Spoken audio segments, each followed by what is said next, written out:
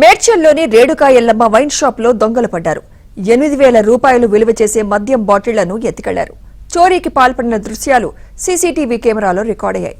Shop యజమాని ఫిర్యాదుతో పోలీసులు కేసు నమోదు చేసి దర్యాప్తు చేపట్టారు.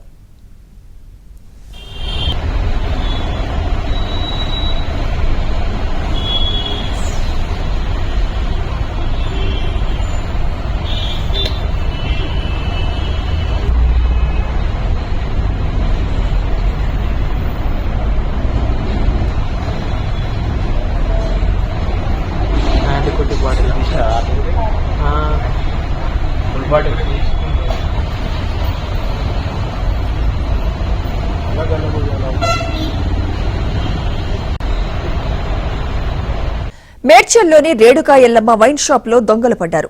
8,000 రూపాయలు విలువ చేసే మద్యం బాటిళ్లను ఎత్తికెళ్లారు. చోరీకి పాల్పడిన దృశ్యాలు సీసీటీవీ కెమెరాలో రికార్డయ్యాయి. షాప్ యజమాని ఫిర్యాదుతో పోలీసులు కేసు నమోదు చేసి దర్యాప్తు చేపట్టారు.